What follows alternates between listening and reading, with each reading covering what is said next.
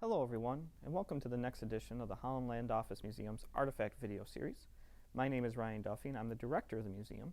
And this week we're going to talk about one of our many Civil War artifacts, and that is the Civil War field desk of John Wallace Weld, who was a lieutenant in the 1st New York Heavy Artillery Unit.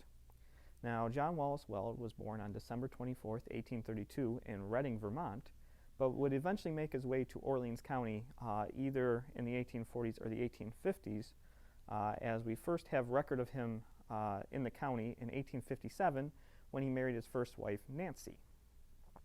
Now, Nancy would sadly pass away 2 years later, and they would have 2 children together. And he would remarry after his time in the war in 1867 to an Amity Williams, and they would have 3 more children together. Now, John would enlist very early on in the war, on October 2nd, 1861, as a private in Battery M of the 1st New York Light Artillery, and he would see action throughout the entire Civil War within that unit, and this unit fought in some of the major battles and major operations of the war. However, he would rise through the ranks.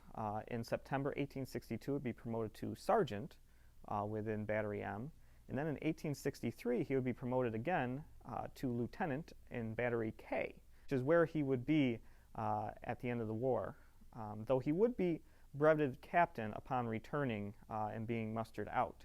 So Weld was very much a success story within the Army, starting off at the lowest ranks and working his way up to a non-commissioned officer. Now, John would be mustered out at Elmira in June 1865 following the end of the war, and that is when he was brevetted captain. Now, Weld would eventually move out to Wisconsin and would serve in many of the GAR posts there for the Grand Army of the Republic Union veterans. And he served several important leadership positions, including commander of his local post on the Board of Trustees, a vice commander, as well as aide-de-camp to the local commander. So he's heavily involved in a lot of the veterans groups that was going on out in Wisconsin, where he eventually moved. He also became well entrenched in the town politics out there and was a member of the Board of Trustees out in Whitewater, Wisconsin, which is where he eventually settled down. Now, John Wallace Weld would eventually pass away on February 14th, 1922, at the age of 89 from acute bronchitis, but he lived a very much long and prosperous life after his time in the Civil War. Now, from the records that we have, Weld was not injured during the war, but did suffer a hernia from his time during the war, which kept him out of action for a little while. But he did serve throughout the entirety of the war.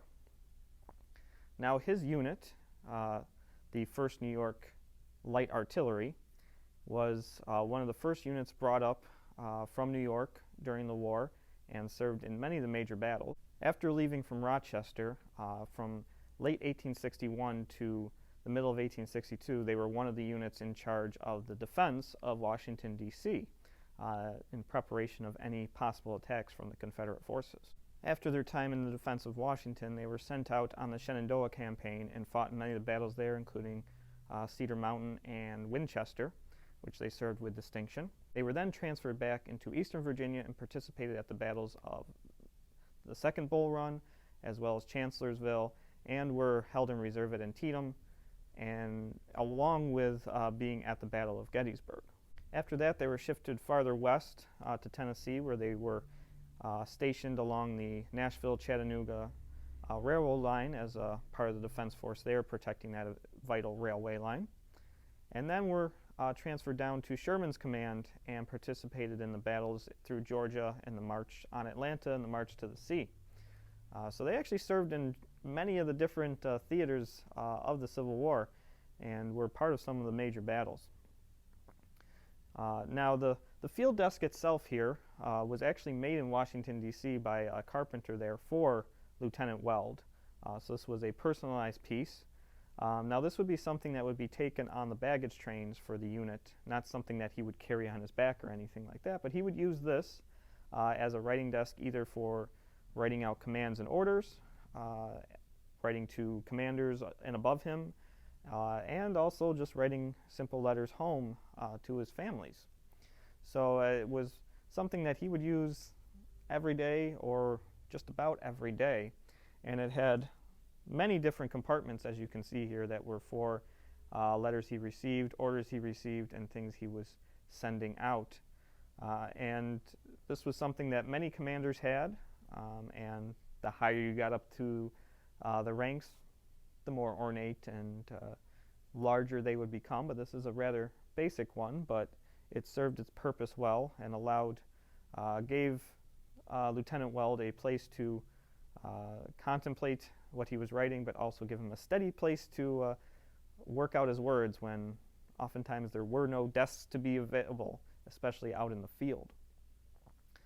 So this desk would have traveled with Weld throughout much of the war, especially since he became lieutenant, so at least the last 2 years of the war if he had not received it sooner. Well, I hope you enjoyed this edition of our Artifact video series, and feel free to go and check out all our past videos at our YouTube channel, Holland Land Office Museum.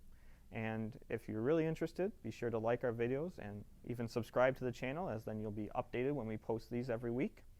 And we'll keep working on putting some more of these out every week, and I hope you stick around for it. And if you're really interested in any of the artifacts that we touch upon in these videos, be sure to come on by the museum and check them out for yourselves.